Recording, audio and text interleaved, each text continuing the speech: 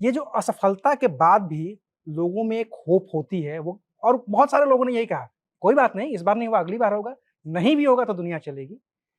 ऐसे लोगों के लिए आप क्या मैसेज देना चाहते हैं? देखिए, ये बात बिल्कुल सही है कि कोई भी असफलता अ, रास्तों को पूरी तरह बंद नहीं करती, नो डाउट अबाउट। लेकिन बट एट सेम टाइम इस बात को भी आपको समझना है कि ये जो तय है कि अगली बार तोड़ डालूंगा, फोड़ डालूंगा, करके रहूंगा, ये भी जैसे हमने कहा था शुरुआत में कि आपकी इंडिपेंडेंट चॉइस नहीं है। ये भी इस मोटिवेशन इंडस्ट्री का एक तरह का आपके मन में बैठाया हुआ मैं भ्रांति तो नहीं कहूंगा, क्योंकि सही बात है कुछ लोगों का उसके बाद चयन होता भी होता है, भी है। लेकिन ये उनके हित की बात है। इसलिए आफ्टर एवरी सक्सेस और failure you should reassess yourself, reassess both in terms of goal as well as in terms of process. जब भी सफलता हाथ लगे, असफलता हाथ लगे, तो अपने आप को रीअसेस कीजिए इस बारे में कि क्या आप इसी रास्ते पे जाना चाहते हैं, और जाना चाहते तो क्या इसी तरीके से जाना चाहते हैं। ऐसा नहीं है कि हर किसी को अगर 6, 8, 10 जितने भी अटेम्प्ट उसके पास हैं देने ही देने हैं, कोई जरूरी नहीं। अगर आपको 2 अटेम्प्ट के बाद पता लग गया है कि शायद आपको भिन्न प्लान की तरफ जाना चाहिए या कुछ दिनों के लिए भिन्न प्लान की तरफ जाना चाहिए, बिल्कुल जाइए। ऐसा नहीं है कि इससे जिंदगी खत्म हो जाएगी और आप एकदम पिछड़ जाएंगे, फालतू की बात है।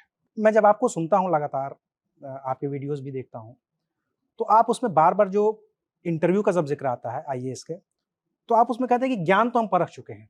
प्री में ज्ञान परखा गया, उससे थोड़ा बेहतर ज्ञान आपका मेंस में परखा गया और इंटरव्यू में परखी जाती है आपकी ईमानदारी।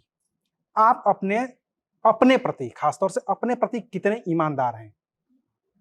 और जो बहुत ईमानदार होते हैं, बोर्ड मेंबर्स को लगता है कि ये बहुत ईमानदार हैं, वो फाइनली सेलेक्ट हो जाते हैं। सिलेक्शन के बाद उनकी ईमानदारी कहाँ चली जाती है?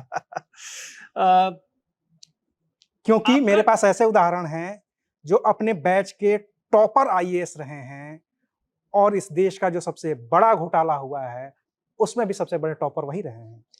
दोनों बातें अपनी जगह पर एकदम सच है। अब अगर आप ये कहें कि हम जब ऐसे जिस समय हम ईमानदारी कहते हैं उस समय हम लोग आर्थिक ईमानदारी की बजाय इंटीग्रिटी, जिसे हम सत्यनिष्ठा कहते हैं, उसकी जांच की बात कर रहे होते हैं। मसलन मान लीजिए कोई विद्यार्थी मेरे सामने आके बैठा और मैंने उससे कोई सवाल पूछा, उसे पता है कि उसके पास सवाल का उत्तर नहीं है और उसके बावजूद वो एक उत्तर अटेम्प्ट करता है, तब हम ये बात कहते हैं कि इससे पता लगता है कि आपके अंदर इंटीग्रिटी नहीं है। आप जानते थे कि आपके पास इसका उत्तर नहीं है, फिर भी आपने बोर्ड को ब्लफ करने की कोशिश की। ये आपकी ईमानदारी की कमी बताता है। ये शायद उस आर्थिक ईमानदारी से थोड़ा सा भिन्न होगा, लेकिन दोनों में रिलेशनशिप है। जहां तक आपका ये कहना है कि यदि ये चयनित व्यक्ति ईमानदार थे तो चयन के बाद क्या हुआ? देखिए, चयन के बाद सबसे पहले तो सत्ता आई और power corrupts, absolute power corrupts absolutely, ठीक है ना? और जब तक हम लोकतंत्र में इनके ऊपर अंकुश जनता का पर्याप्त नहीं रखेंगे, तब तक आप कितने भी कुंदन भेज दीजिए, छांट छांट कर सबसे ईमानदार लोगों को भेज दीजिए, उनके भ्रष्ट होने की संभावना बनी रहेगी। क्योंकि भ्रष्टाचार अंततः इस समाज का उत्पाद है। इसलिए एक ईमानदार समाज में ईमानदार अफसर होते हैं, एक गैर ईमानदार समाज में गैर ईमानदार अफसर होते क्योंकि जब हम इनके सिलेक्शन की बात करते हैं, जो पूरा बोर्ड है, संघ लोक सेवा आयोग, लोगों की सेवा करने के का आयोग है और वहीं से भ्रष्टाचार ऐसा पनपता है कि फिर उसकी मिसालें दी जाने लगती हैं। इनकी ईमानदारी की कस्में भी खाई जाती है, फिर इनके भ्रष्टाचार की भी मिसालें दी। हालिया कितने वीडियोज़ वायरल हुए हैं जिनमें जितने भी आईएएस, आईपीएस या इस तरह के लोग हैं, इनकी हर तरह की ईमानदारी, वो सिर्फ आर्थिक ईमानदारी की बात नहीं है और हर तरह का दिवालियापन, जिस तरह की आप बात करते हैं कि आप कहते हैं कि वैसे लोगों को नहीं जाना चाहिए जो कहता है कि इस एक पर्टिकुलर समुदाय को यहाँ से निकाल दिया जाए, जो कि नेता अपने वोट बैंक के लिए करते हैं। वही भाषा बोलते हुए ये लोग खुद नजर आने लगते हैं। मतलब ये बदलाव कैसे देखते हैं आप?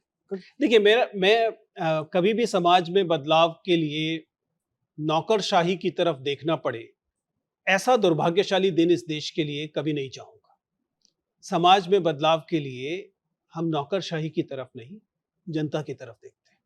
हम अपने पॉलिटिकल लीडर्स की तरफ देखते हैं, तमाम नौकरशाही, तमाम राजनीति में कमी के बावजूद जो हम बदलाव की उम्मीद करते हैं वो हम जन आंदोलनों से करते हैं, जनता से करते हैं और जनप्रतिनिधियों से करते हैं।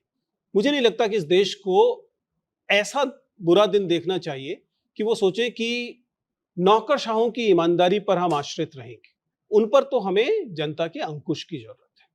But you are right, in processes के बावजूद लोगों में हम विचलन देखते हैं जो दुर्भाग्यपूर्ण है।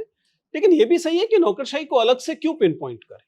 मैं तो शिक्षक बिरादरी से आता हूं, हम लोगों के पास तो बहुत भ्रष्ट होने के अवसर भी नहीं होते, उसके बावजूद हम लोगों को विचलन शिक्षकों में दिखाई देता है। वो मैं इस पे आऊंगा, वो हाँ, आर्थिक विचलन नहीं हम है। लोगों को दूसरे समुदायों में ये विचलन देखने को मिलता है, क्योंकि दरअसल शायद हम लोगों ने इसको एक सोशल सैंक्शन, सामाजिक स्वीकृति दे दी है। तो इसलिए अगर हम समाज बदलेंगे तो उसकी तमाम शाखाएं बदलेंगी, जिसमें स्वाभाविक है कि नौकरशाही भी बदलेगी, राजनीतिक कार्यपालिका भी बदलेगी और अन्य समाज के दूसरे घटक भी बदलेंगे।